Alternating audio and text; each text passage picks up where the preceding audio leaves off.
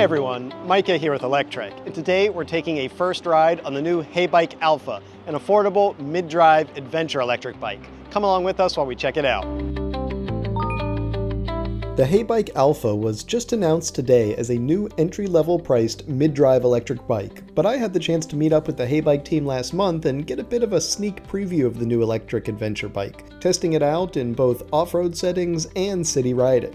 Spending a few hours on the bike, I had the chance to experience its mid-drive setup, including a pretty darn torquey motor, and see how it fared in several different environments. But before I get into the ride too much, let's start with the specs.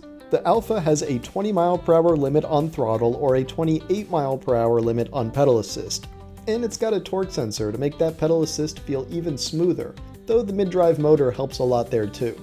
That's a 500-watt motor, though spoiler alert, it feels much more powerful. It's got 105 Nm of torque and is fed by a 680 Wh battery, claiming up to 60 miles of range in its lowest power mode. The bike weighs 71 pounds, so it is not a lightweight, but you've also got a bunch of gear on here, from that suspension fork to the 26x4-inch fat tires, the included fenders and rear rack, LED lights, turn signals, horn, etc. This stuff isn't lightweight and it adds up. Though now moving on to the feel of the bike, I can tell you that several of the design decisions helped the bike feel pretty darn good, including using that mid-drive motor. It's part of Heybike's new Galaxy line and is actually a Mevice made mid-drive motor, so it comes from one of the higher quality factories for mid-drives in Asia. With 105 Nm of torque, this thing can really climb quite well, even from a dead stop. Though it does help that the mid-drive allows the rider to downshift into the torqueous part of their drivetrain. And the torque sensor really impacts the ride sensation on the bike too. You know that feeling on most entry-level e-bikes where you start pedaling and then suddenly the motor kicks in full blast and it throws you back in the saddle?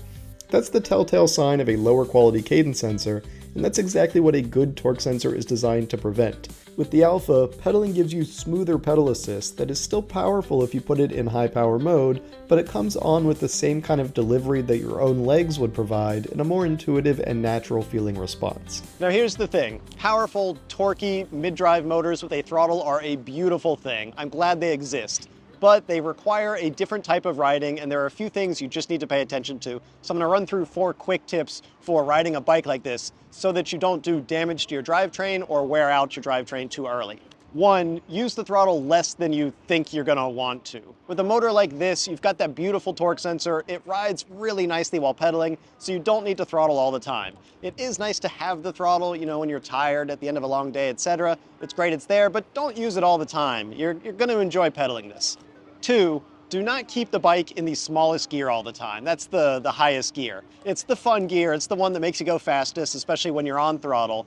But a lot of people tend to leave these in the highest gear, and what that means is that you just wear out that tiny cog in the back very quickly.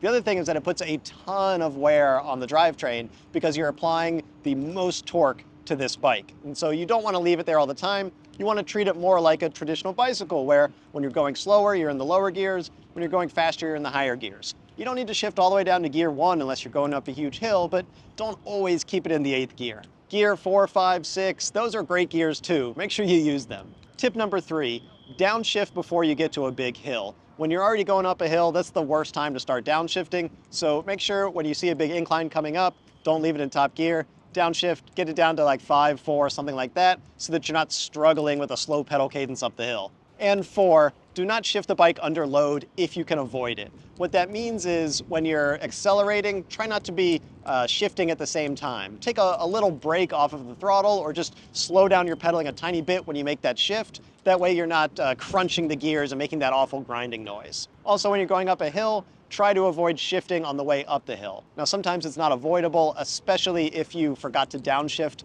before the hill, so you're gonna hear that awful crunching noise, but whenever you can, avoid shifting while you're under load, like going up that hill, and it's just gonna preserve your gears a lot better. If you honor those 4 tips, you're gonna have a lot better time on these powerful mid-drive motors that have throttles. So yeah, there's a lot to like here, from the go-anywhere design of the bike to the torquey mid-drive motor with the included throttle. But there are some downsides too, and the main thing that sort of takes the wind out of my sails is that the throttle does not engage from zero. You've got to turn the pedals a quarter to a half turn before the bike is rolling enough for the throttle to engage.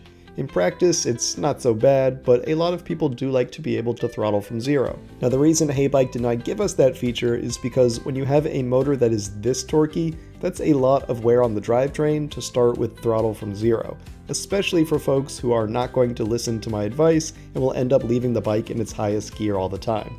So I get it, but it's still a bit of a bummer to not be able to throttle from rest. And the last major thing to talk about here is the price. Unfortunately, there's nothing to talk about, at least not yet.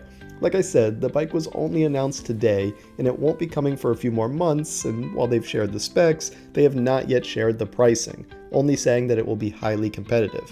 Now, Heybike is known for very attractive pricing on their other models though, so I have to imagine they're going to come out with a really good price on the Alpha, especially compared to the several thousands of dollars that most mid-drive e-bikes fetch. If you've got a guess though, let me hear it in the comment section below, and let's see who gets closest to the actual price once they announce it.